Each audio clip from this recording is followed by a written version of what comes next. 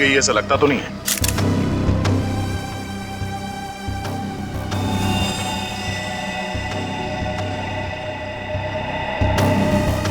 मगर इस मूर्ति में उसको रखा क्यों होगा? और वो भी ऐसे चहल पहल वाली कॉलोनी के बीच में रखी गई मूर्ति। वो भी ऐसे कॉलोनी के बीचों बीच जहां पे इतनी चहल पहल है।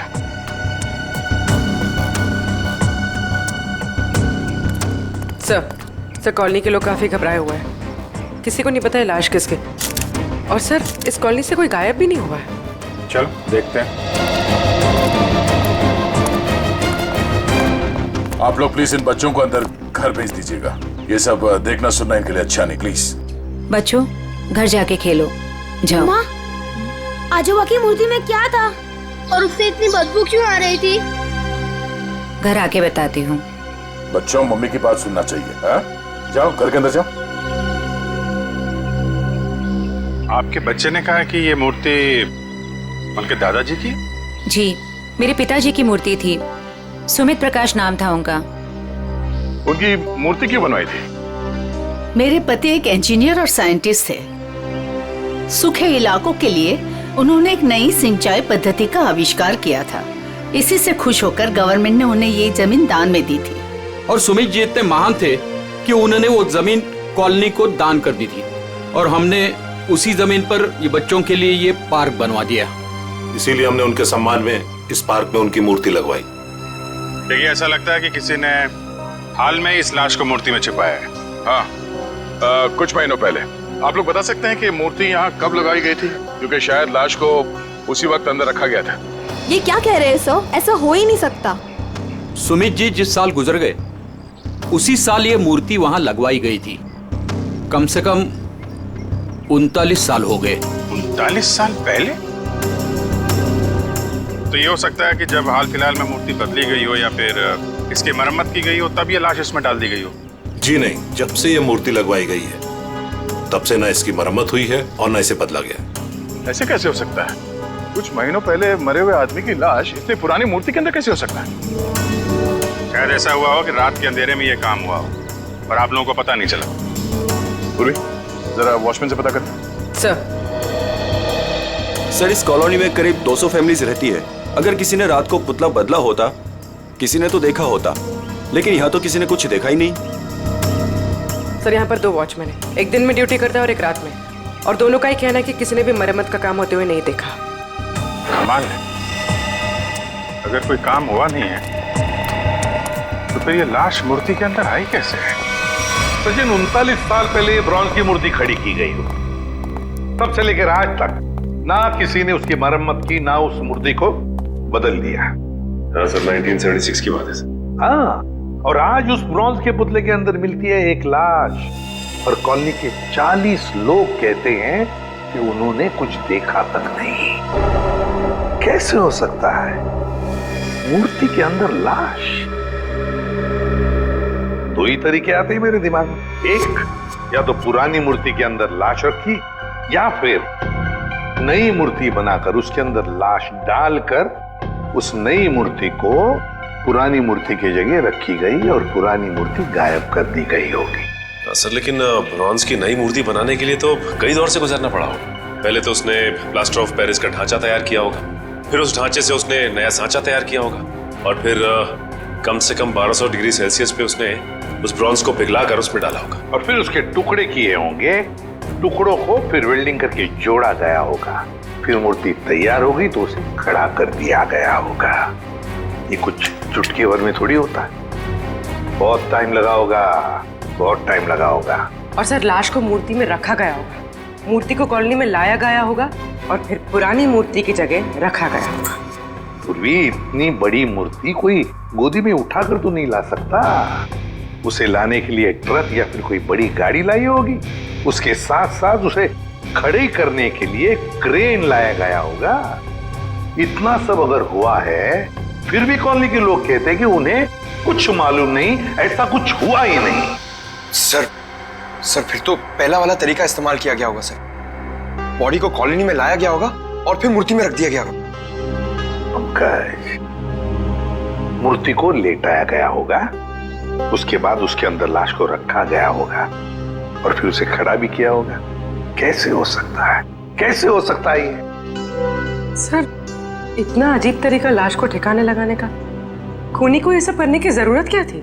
वही तो, इतनी तकलीफ क्यों? लाश को ब्रॉन्ज की मूर्ति के अंदर ही क्यों? कोई ना कोई वजह तो जरूर होगी, पर है कौन ये? है कौन ये? लाश है किसकी? कैसे मरा ये? मरा या मारा गया? इस आदमी की उम्र 45 साल है और इसकी मौत इसके सर पे लगी चोट की वजह। अरे sir sir sir sir, Hindi में बोलेंगे तो मुझे भी समझ में आएगा। क्या बोल रहे हैं? इस आदमी की उम्र 45 साल है और इसकी मौत इसके सर पर लगी चोट की वजह से हुई है। ये हुई ना, थैंक यू। और कुछ और बता सकते हैं?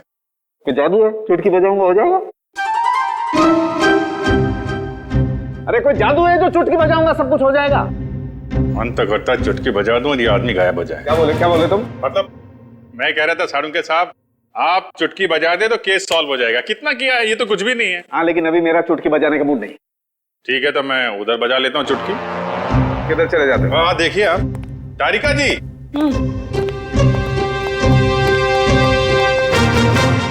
कुछ मिला आईडी वाईडी आपको? ना आईडी ना वॉलेट, कुछ नहीं। और ये कपड़ों की हालत देखो। भाई साहब, बज गई चुटकी। लेकिन मैं आपको एक चीज बता सकती हूँ। अरे वाह, अब बजी चुटकी। मुझे मालूम था तारिका जी, आप मुझे कभी निराश नहीं करेंगे। बताइए। मैं आपको ये बता सकती हूँ कि ये लाश कितने समय तक उस मूर्ति में थी। अच्छा, कितने समय से? ये लाश ब्रॉन्ज की मूर्ति में बंद थी, वातावरण के प्रभाव में आए बिना। कुछ टेस्ट के बाद ये पता चला है कि 2 महीने से ये लाश उस मूर्ति में बंद थी। ओह, मतलब इस आदमी का खून 2 महीने पहले हुआ है? लगता तो ऐसा ही है। लेकिन सर, किसी ने इस लाश को देखा किसी ने उस मूर्ति में रखते हुए?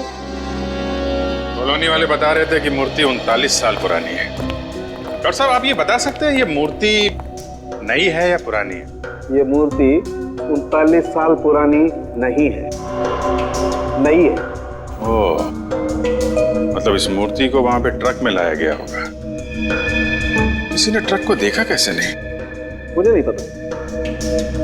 सालुंके साहब, किसी ने उस क्रेन को कैसे नहीं देखा जिसके जरिए उस मूर्ति को अपनी जगह पे रखा गया? मुझे नहीं पता। सालुंके साहब, उस मूर्ति में वेल्डिंग कब और कैसे की गई? मुझे नहीं पता, मुझे नहीं पता, मुझे नहीं पता। ठीक है सर, मुझे लगता है लाश की गंध की वजह से सालुंके साहब का दिमाग खराब हो गया है।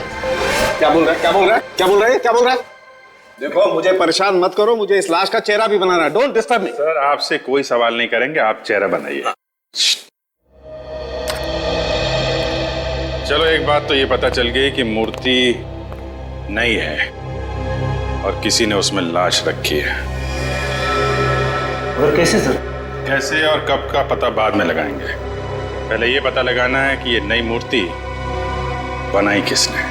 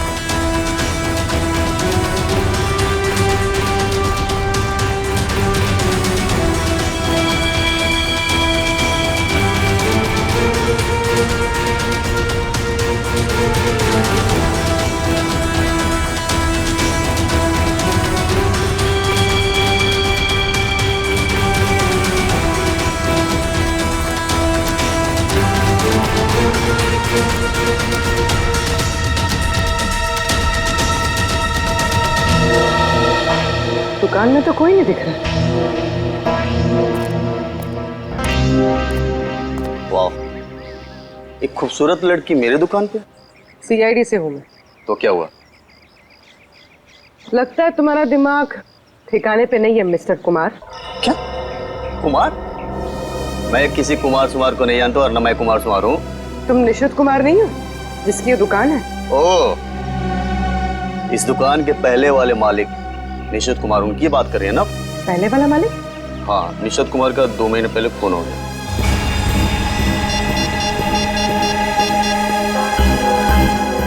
Hello, Abhijit sir.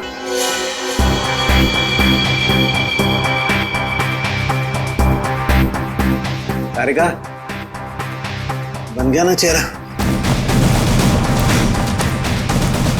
तो इन्होंने ये दुकान निशित कुमार से खरीदी है और 2 महीने पहले उनका खून हो गया। 2 महीने पहले की वो लाश थी ना जो उस मूर्ति में से मिली? हाँ सर, लाश। हाँ, लाश। आप ये बताइए कि निशित कुमार के बारे में और क्या जानते हैं आप? सर, मुझे ज्यादा पता नहीं है। उनकी माली हालत भी ठीक नहीं थी और कई सालों से उनके पास कुछ काम भी नहीं था। उनके घर का एड्रेस देना। वो घर में अकेली थी।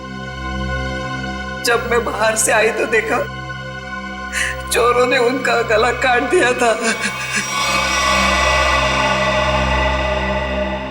शायद मैं यहाँ होती तो उनको बचा सकती थी सर।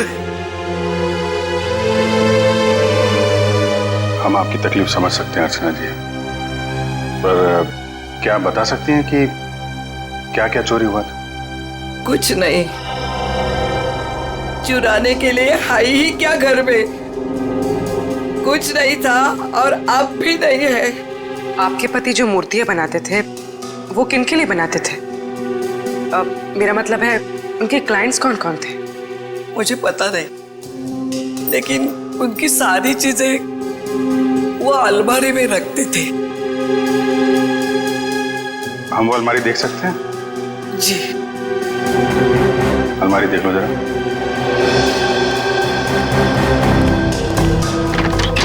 अर्चना जी, ऐसा भी हो सकता है कि ये चोरी का मामला ना हो। मैं समझी नहीं सर कुछ। निशित जी का कोई दुश्मन भी था जो उनकी जान लेना चाहता हो? सर, मामूली सा शिल्पकार, उनका दुश्मन कौन हो सकता है?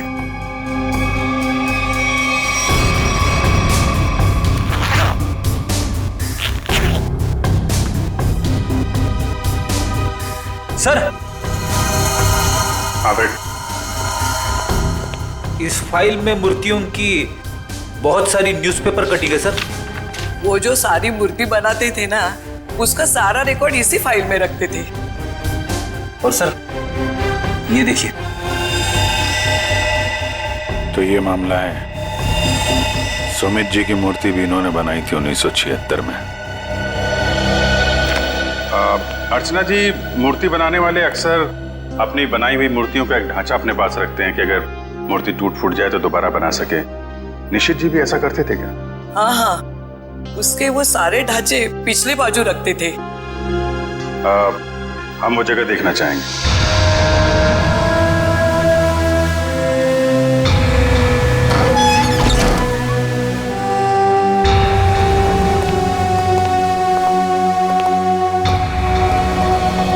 सर, आप सब देख रहे हैं ना, ये उनकी पूरी जिंदगी की कारीगरी है। उन्होंने जितनी भी मूर्तियां बनाई थी उन सबका एक एक ढांचा यहाँ है।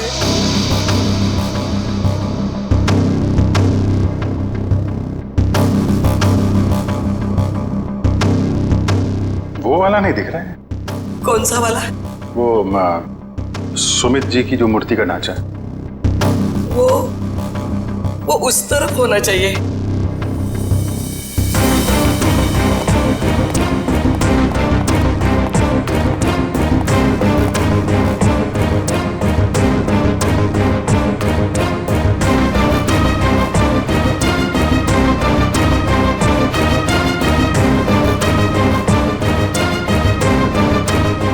आप क्या देख रहे हैं?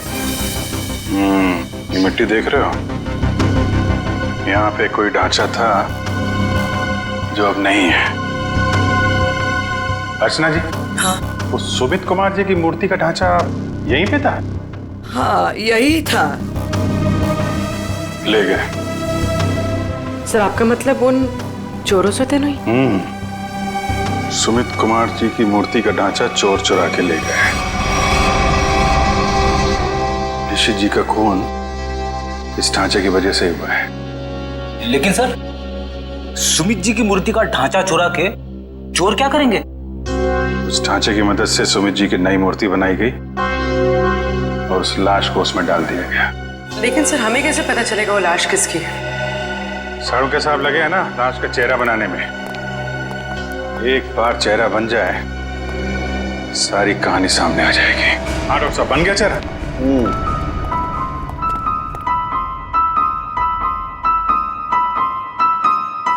ये देखो बॉस, ये है वो मरा हुआ आदमी। क्या? ये कैसे हो सकता है? डॉक्टर साहब, ये क्या मजाक है? भाई साहब, मैं मजाक नहीं कर रहा हूँ, यही है उस आदमी का चेहरा, ऐसा ही दिखता है वो। मैं जानता था, मुझे बिल्कुल पता था ये कुछ ऐसा करेंगे जिससे सारा केस उलट जाए। क्या बात कर रहे हो यार तुम? मैं ऐसा क्यों करूंगा? क्या हो गया तुम्हें? अभिजीत, ये क्या कह रहे हो तुम? ये उसी आदमी का चेहरा है। सर मजाक क्यों करेंगे? क्योंकि डॉक्टर साहब ने जो चेहरा बनाया है वो मूर्ति का चेहरा है।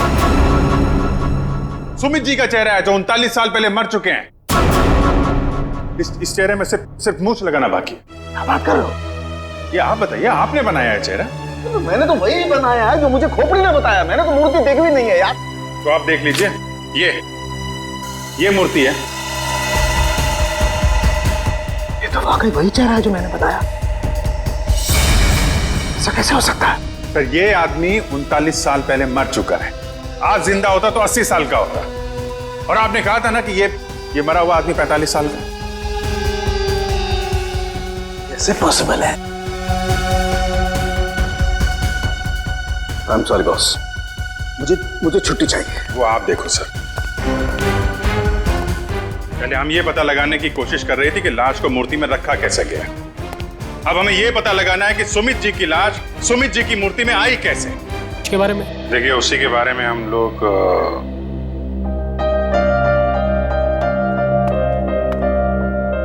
बच्चों, हमें आपकी नानी और मम्मी से कुछ जरूरी बात करनी है।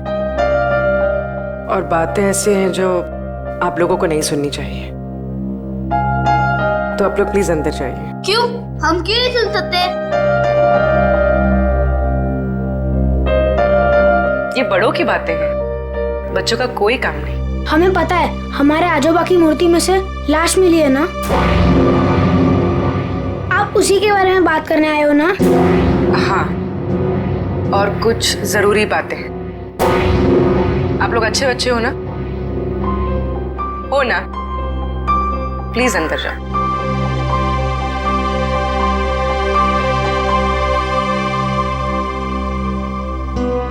सर बताइए ना, क्या पता चला आप लोगों को? एक्चुअली इस केस की जांच को लेकर हम थोड़ी उलझन में हैं और हमें लगता है कि आप सुलझा सकती हैं इस उलझन को। कैसी उलझन? और मैं कैसे सुलझा सकती हूँ? दरअसल ये सब हमारे परिवार वाले जैसे ही हैं। जब से शादी करके आई हूँ इसी कॉलोनी में रह रही हूँ।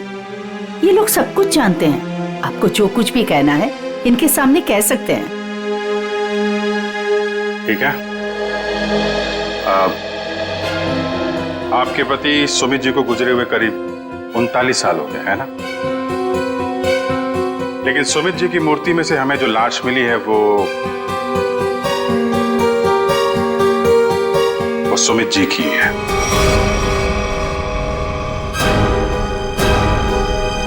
ये कैसे हो सकता है? ऐसा ही हुआ है। ये देखिए।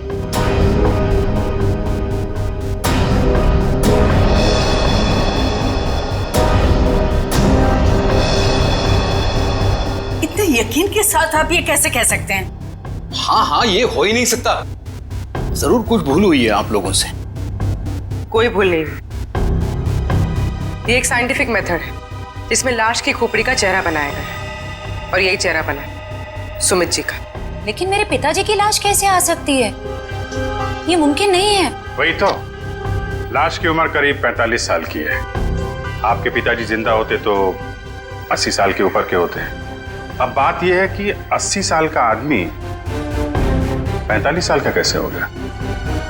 ये मैं कैसे जान सकती हूँ? अब आपको नहीं पता तो हमें कैसे पता होगा?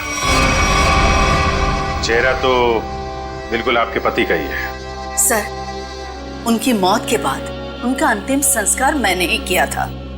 अगर किसी ने लाश बदल दी हो या कहीं किसी तरह वो जिंदा भी होते तो भी 80 साल का इंसान 45 साल का हो ही नहीं सकता।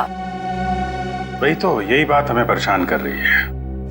अच्छा, आपके परिवार में कोई ऐसा आदमी था जो बिल्कुल सुमित जी से मिलता जुलता हो? नहीं, जब से मैं उन्हें जानती हूँ या जब से मेरी शादी हुई है, मैंने तो ऐसा किसी को नहीं देखा जो उनकी तरह दिख रहा हो। चूंकि उस मरे हुए आदमी का चेहरा हूबहू आपके पति से मिलता जुलता है और उन दोनों में कोई संबंध है या नहीं, ये जानने के लिए मालती जी हमें आपकी थोड़ी मदद चाहिए। कैसी मदद? अगर आपको बुरा ना लगे तो हमें आपका डीएनए उस मरे हुए आदमी से मिला के देखना होगा। यही एक तरीका है सच्चाई को जानने का।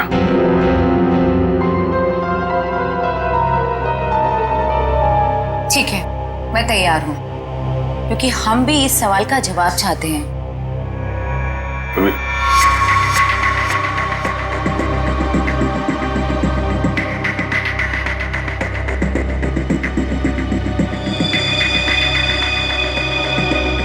Thank you. हम फिर मिलेंगे और तब जवाब के साथ मिलेंगे। हाँ तारिका जी, डीएनए रिपोर्ट आ गई? पार्शियल मैच है। क्या पार्शियल मैच है? देखा, इसका मतलब सालू के गलत नहीं था बॉस। ये आदमी सुमित के परिवार का ही, बाप का डीएनए बेटी में भी है और इस मरे हुए आदमी में भी। निश्चित रूप से ये आदमी सुमित के परिवार का ही कोई है। अगर ये सुमित का रिश्तेदार है तो किसी ने इसे पहचाना कैसे नहीं? कोई तो होगा जिसे पहचानता। ये बड़ी चौंकाने वाली बात है। आपने जो इसका चेहरा बनाया था उसकी फोटो हमने अखबार में भी भेजी, लेकिन ऐसा कोई भी आदमी सामने नहीं आया जो इसे पहचानता हो। अगर ये इसी शहर में था तो किसी ने तो इसे देखा होगा। कोई तो होगा इसके पहचान वाला। तारिका जी, आप तो जीनियस हैं। ऐसे क्या कह दिया मैंने? केस सॉल्व कर दिया। हो सकता है ये आदमी इस देश का हो ही ना। हो सकता है कि मरने से कुछ समय पहले इस देश में आया। ओह, इसीलिए किसी ने इसे पहचाना नहीं। हाँ, पिछले 2-3 महीने की इमिग्रेशन रिपोर्ट्स चेक करनी होंगी हमें। पंकज, आज के अखबार में मैंने अपना राशिफल देखा। जानते हो क्या लिखा था उसमें? क्या था सर? बहुत जल्द नौकरी में बदलाव होगा। इसका मतलब जानते हो? हाँ सर, ये तो बहुत दुख की बात है। आपका डिमोशन होने वाला है। आपकी पोस्ट तो मेरे से भी नीचे होने वाली है। क्या बोलता है? अरे इसका मतलब है मेरा बहुत जल्द प्रमोशन होने वाला है। हाँ, पिछले 1 हफ्ते से मुझे ऐसा ही लग रहा है। लेकिन मुझे ऐसा नहीं लग रहा है। क्यों? सर अभिजीत सर ने बिल्कुल सही पता लगाया सर। इमिग्रेशन रिकॉर्ड से उस मरे हुए आदमी का चेहरा मैच कर रहा है सर। गुड, मिला है सर।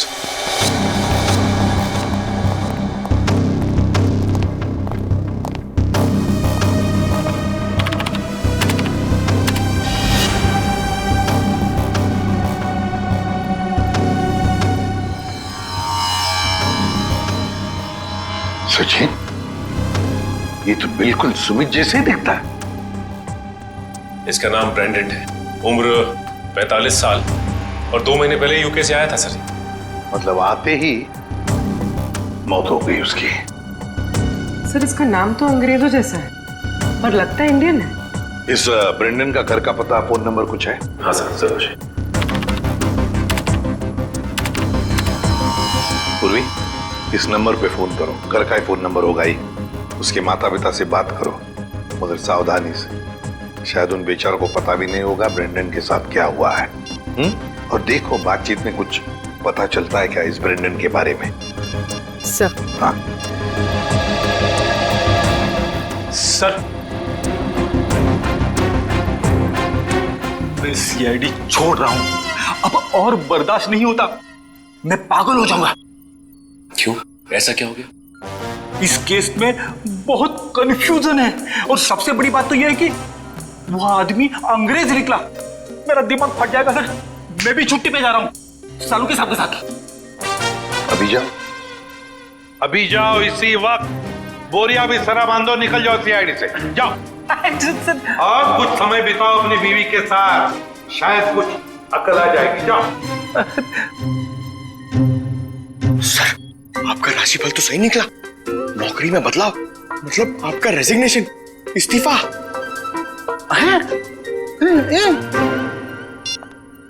सर। हाँ पूर्वी, बात हो गई? हाँ सर, एक और चौंकाने वाली बात पता चली। क्या? सर, ये ब्रेंडन सुमित का बेटा था। ब्रेंडन सुमित का बेटा है? वो कैसे? उसकी पहली शादी से। सुमित ने बेatrice नाम की एक अंग्रेज औरत से 1970 में शादी की थी। बेटे को जन्म देते हुए वो औरत मर गई। बीवी की मौत के बाद उसका दिल टूट गया और वो अपने इस बेटे को लेकर इंडिया वापस आना चाहता था, लेकिन उसकी बीवी के घर वालों ने बच्चे को आने नहीं दी, इसलिए बच्चे को नाना नानी के पास छोड़कर वो इंडिया आ गया। और इंडिया में आने के बाद उसने अर्चना से शादी की और अपनी पिछली जिंदगी मिटा दी, किसी को कुछ भी नहीं बताया। और इसीलिए सुमित के इस बेटे ब्रेंडन के बारे में यहाँ पे किसी को भी कुछ पता नहीं था। Yes sir. हाँ, लेकिन ये ब्रेंडन इंडिया आया क्यों? क्यों आया ये? सर, अपने नाना नानी की मौत के बाद उसे अपने पिता के बारे में पता चला, तो अपने पिता के परिवार वालों के बारे में जानने के लिए वो इंडिया आया था। कोई आदमी अपने परिवार के बारे में जानने के लिए इंडिया आता है और यहाँ पर उसका खून हो जाता है।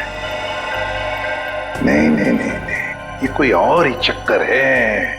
सर, अब इस ब्रेंडन के खूनी तक हम कैसे पहुंचेंगे? शुरू से शुरू करके।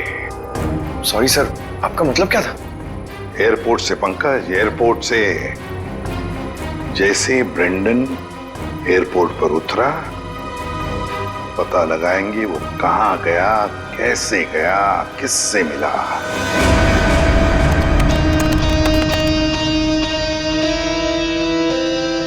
सर, ये फुटेज एयरपोर्ट के अराइवल गेट की है सर, जब ब्रेंडन इमिग्रेशन से बाहर निकल चुका था। सर, ये रहा ब्रेंडन, ये कैप वाला आदमी ब्रेंडन से मिलने आया? कैप की वजह से उसका चेहरा ठीक से दिख नहीं रहा। जरा जूम करो उसमें।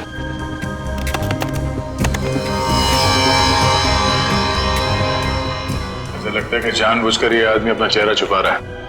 ये चाहता नहीं है कि उसका चेहरा कैमरे पे कैप्चर हो। आगे बढ़ो। सर, ये दोनों तो पार्किंग की तरफ गए। इसका मतलब इस कैप वाले आदमी की गाड़ी पार्किंग में है। एक काम करो, इन दोनों के बाहर निकलने से आधे घंटे तक जितनी भी गाड़ियां एयरपोर्ट के पार्किंग लॉट से बाहर निकली है उन सब के डिटेल्स निकालो। पता चल जाएगा इस कैप वाले की कौन सी गाड़ी है। सर, वो आदमी ब्रेंडन को जब एयरपोर्ट की पार्किंग में लेके गया, उसके आधे घंटे बाद तक ये सारी गाड़ियां बाहर जाती रही सर। बस वे ठीक है, एक एक को फोन करो और पता लगाओ किस पैसेंजर को इन्होंने एयरपोर्ट से पिकअप किया और कहां जाके छोड़ा। हेलो जी, मैं सीआईडी से इंस्पेक्टर सचिन बोल रहा हूँ। अच्छा, ये बताइए कि 15 फरवरी को आपकी कार इंटरनेशनल एयरपोर्ट पे गई थी किसी को छोड़ने के लिए? आप क्या करने गए थे? किसी को छोड़ने गए थे? मिसेस आंचल कुमार। ओके पूर्वी। Okay okay. क्या? किसको छोड़ने गए थे? Peter Frank. अच्छा, ये कौन सी फ्लाइट से है? ओके।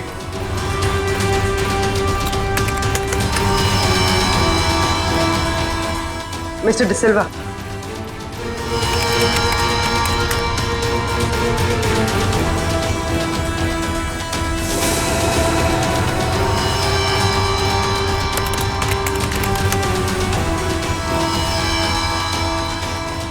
ओके पूर्वी, अब बचा है सिर्फ एक नंबर, ये VH 543259। और सर ये नंबर किसी मिस्टर अनिल के नाम पे, जो कि लोनावाला के बंगलों पे रजिस्टर्ड है सर।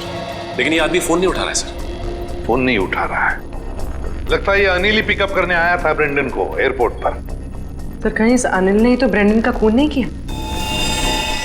हो सकता है पूर्वी।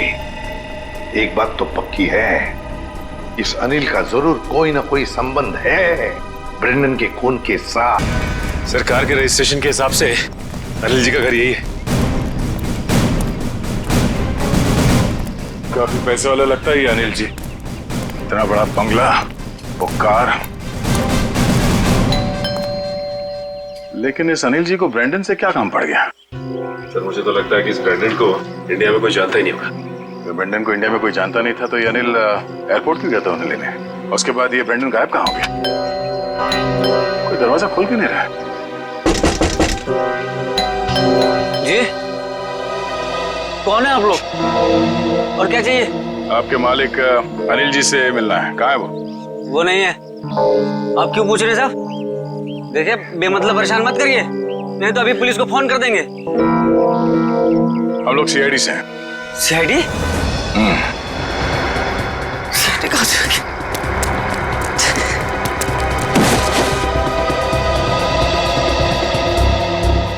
अब ये हमारे किसी काम का नहीं है। लगता है अनिल जी उसी तरफ है जिस तरफ ये भाग रहा है। चलो देखते हैं। हट, हट, हट।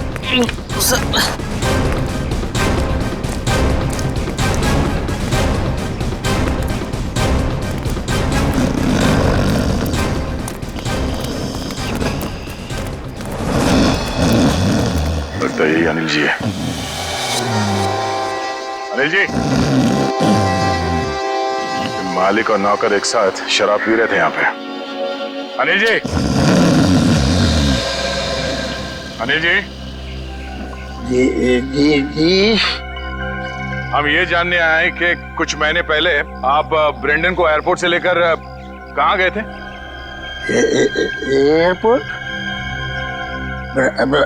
ब्रेंडन? मैं कुछ नहीं समझ पा रहा यार, क्या बोल रहे हो तुम? हम ये कह रहे हैं कि ब्रेंडन को लेके आप एयरपोर्ट से आए थे और ये हमने CCTV फुटेज में देखा है।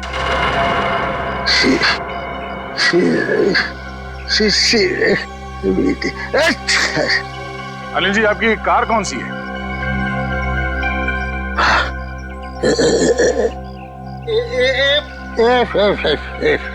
सच्चाई तो ये है कि ना तो ये बंगला आपका है और ना ही वो कार। बाप,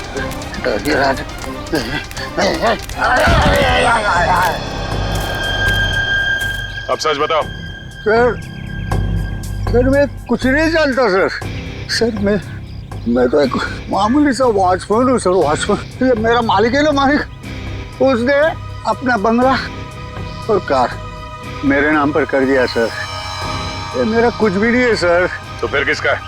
सर मैं कैसे बोलूं सर, मेरी जान चली जाएगी सर।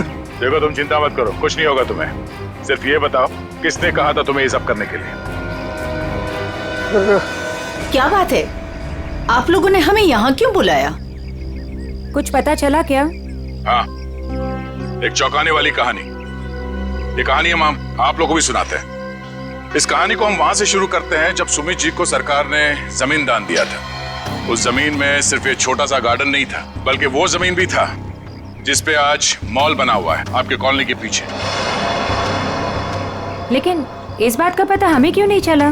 क्योंकि आप लोगों से पहले कुछ और लोगों को पता चल गया। उन्हें यह भी पता चल गया कि सुमित जी अपनी पूरी जमीन को बच्चों के पार्क के लिए दान करना चाहते हैं, और ये बात उन्हें अच्छा नहीं लगा। उन्होंने सुमित जी को रोकना चाहा। जब सुमित जी नहीं माने तो उनका फोन कर दिया। क्या? जी हाँ, सुमित जी का एक्सीडेंट कोई एक्सीडेंट नहीं था। इसकी प्लानिंग की थी उन लोगों ने, और उन लोगों ने जमीन का एक छोटा सा हिस्सा आपके कॉलोनी को दिया और बाकी बिल्डर्स को बेच दिए। वो मॉल जहाँ पे खड़ा है वो जमीन। बिल्डर से मिले पैसे से ऐश कर रहे हैं वो लोग। उनके पास देश विदेश में बहुत सारे घर हैं, बंगलो हैं, ढेर सारी गाड़ियां हैं, और ये बात किसी को नहीं पता। उनके दोस्तों और परिवार वालों को भी नहीं। और सुमित जी का बेटा ब्रेंडन जब अपने परिवार वालों से मिलने इंडिया आया तो उसे भी मार दिया गया। क्यों, ये हमें मालूम नहीं। और फिर बेटे की लाश को पिता के मूर्ति में छुपा दिया। अब ये कैसे किया है, ये हम जानना चाहते हैं। लेकिन वो कौन लोग हैं? यही है वो लोग। सच तो ये इसी कॉलोनी में रह रहे हैं, धोखे और खून से कमाए हुए पैसों पर ऐश कर रहे हैं, लेकिन हम उन्हें जानते हैं।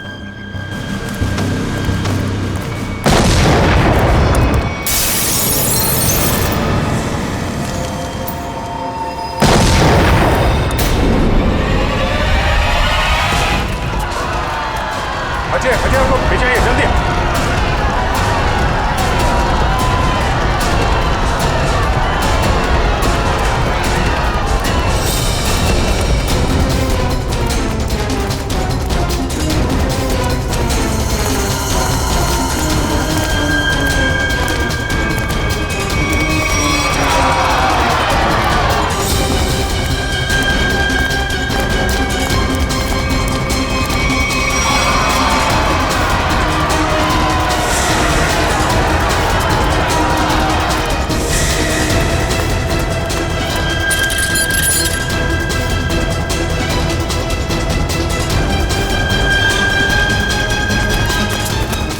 आनंद, आनंद संभालना यार। अरे अरे क्या हो रहा है ये?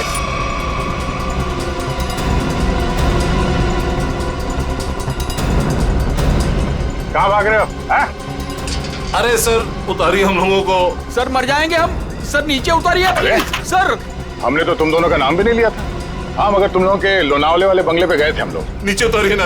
अरे तुम लोग तो वैसे ही गिरे हुए आदमी हो। सुमित जी और ब्रेंडन का खून किया तुम लोगों ने। नहीं सर, वैसे हमें पता चल गया, तुम लोगों को मालूम पड़ गया था कि तुम्हारे करतूत के बारे में हमें पता चल गया। सर नीचे उतारिए प्लीज। इसलिए कॉलोनी वालों की जान को नुकसान पहुंचा है। हाँ? और अब उसका भगदड़ का सहारा लेके भाग रहे तुम लोग। सर उतारिए हमें। सर नीचे उतारिए प्लीज। नीचे उतारिए ना। मर जाएंगे सर। सर नीचे उतारिए ना।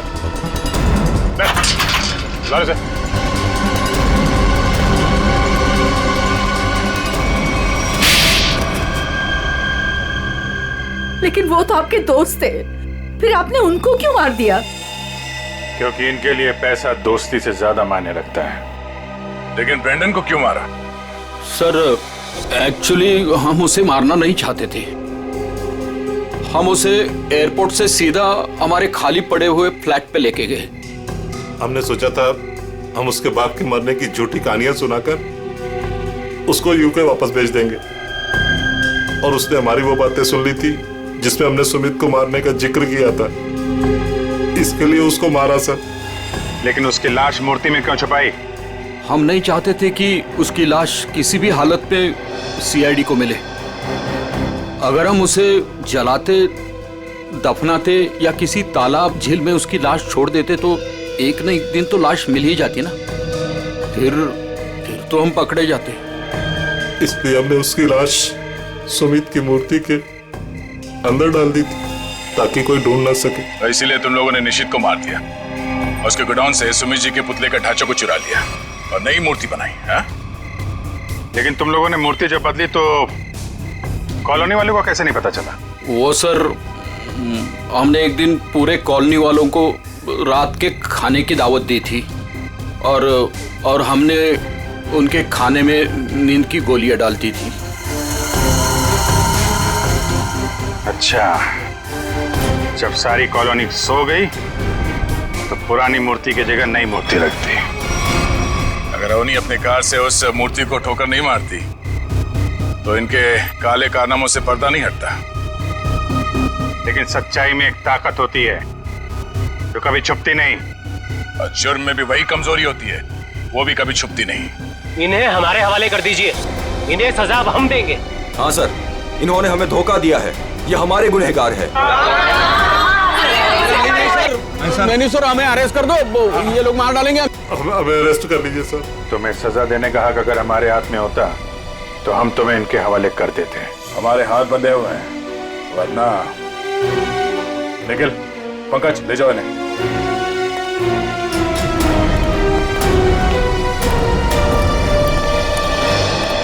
बेटा, आप लोगों का बहुत बहुत शुक्रिया कि आप लोगों ने ये गुत्थी सुलझाई और छिपे हुए गुनहगारों को पकड़ लिया। ये तो हमारा फर्ज था, लेकिन हम पूरी कोशिश करेंगे कि मॉल की जमीन भी कॉलोनी को वापस मिल जाए। आपके पति का जो सपना था वो पूरा होके ही रहेगा। खुश रहो बेटा, खुश रहो।